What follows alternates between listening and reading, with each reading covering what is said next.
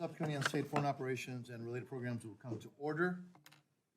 Mr. Secretary, thank you so much for being here today to discuss the fiscal year 2024 budget request for the Department of State, and thank you for your service to our country. And in particular, I know that your schedule in these days is rather challenging, so don't think that we don't understand that and that we take it for granted. Before I get to the budget, I want to start by raising some concerns on what I believe have been some really serious blunders that have damaged relationships with our allies and emboldened some of the most dangerous anti-American actors throughout the world. Let me just throw out some examples. The abrupt withdrawal from Afghanistan resulted in the creation of 13 new Gold Star families and the horrific abandonment of those who risked their lives to help us.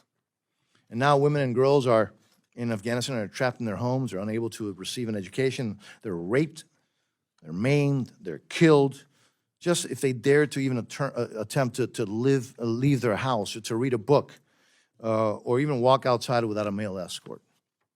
It will take decades at best for Afghanistan to regain the progress that took 20 years of hard work and blood to achieve, and I fear even longer, to really regain our reputation with those who might be inclined to help us in the future.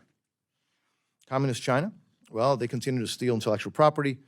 They have an expansive espionage network in the United States. They threaten its neighbors. They unleashed a pandemic that killed more than 1 million Americans with zero accountability and, frankly, no assistance in finding the origin, and continues funding its military at an alarming rate. And now we see that they are, and very publicly, they're deepening their alliance with Russia. North Korea has again resumed its dangerous and irresponsible missile tests that had been, frankly, slowed rather dramatically in the past years. After failed attempts to yet another deeply flawed Iran deal, the terrorist state of Iran is on the verge of becoming a nuclear power. And we even see that Saudi Arabia and Iran reestablished relations, and that was brokered by communist China. And here in our hemisphere, Colombia and the repressive Maduro dictatorship are deepening their relationship to the detriment of, frankly, not only the Venezuelan and the Colombian people, but also the security of the region. As you know, Mr. Secretary, fentanyl is flowing into our country at unprecedented levels and killing our youth at numbers that, frankly, are beyond alarming.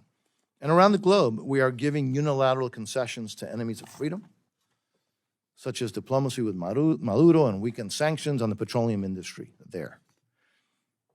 Despite historic protests in July of 2021, this administration really did little more than, frankly, lip service to support them and so many others struggling for freedom from tyranny. And meanwhile, frankly, putting really pressure on our allies, whether it's the Dominican Republic or Guatemala, while doing just the opposite to the enemies of freedom. And so some might try to paint a rosy picture of what the situation is right now, but those are the facts as they are.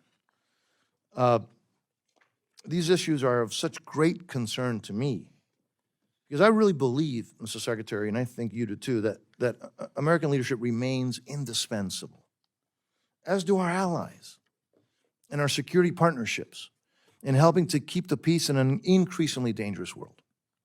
At this time in history, our strategic priorities should be very clear. In Europe, I think we must continue strengthening our alliances, and one way that we strengthen alliances is by ensuring transparency, again, transparency and accountability for every dollar, ensuring the burden of jointly providing Ukraine with the military equipment and other tools that it needs to defeat Russia and to win that war. In the Indo-Pacific, we must strengthen our defense posture and really collective deterrence to advance regional peace and security, including by helping to provide Taiwan with the capabilities it needs to prevent or even defeat an aggression by communist China. And we can't be late to that. In the Middle East, we must continue to support our strongest ally, Israel. We have to continue to degrade, or really start degrading in a much more aggressive way, ISIS, build on the Abraham Accords, and prevent Iran from developing a nuclear weapon, and cease their practice of exporting terrorism, whether it's directly or through proxies like Hezbollah and others. Another priority must be to, again, stand up for freedom, for human freedom, and the democratic principles that we all share. It is essential for the United States to stand with those who courageously struggle for freedom, for individual liberty and democracy in some of the world's most oppressive political environments, and that includes Cuba, Venezuela, and Nicaragua, just here in our hemisphere. Mr. Secretary, turning to the budget, we are all aware of the nation's fiscal challenges, and this committee is really uniquely responsible for being good stewards of the people's hard-earned money. The President's fiscal year 2024 budget request for state and USID, I think, unfortunately, really misses the mark. The annual increases requested by this administration have been rejected in Congress, even by the President's own party, year after year. So proposing yet another large increase to a Republican House in such a, frankly, difficult fiscal environment strikes me as willfully unrealistic. But the problem is it also sets unattainable expectations abroad. In the weeks ahead, this subcommittee will scrub every line of the budget proposal to determine what funding is directly tied to U.S. national security. We will write a bill that is focused, strategic, and really aimed to addressing the top foreign policy priorities of our country. Now, respectfully, what we will not fund are controversial woke programs that tarnish the reputation of America abroad. The State Department must end its effort to export a radical political agenda on issues that, even in this country, are divisive.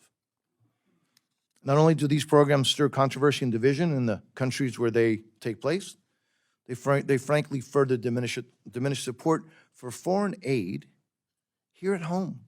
And at a time, Mr. Secretary, when, because of the situation, you're going to need all the help you can get.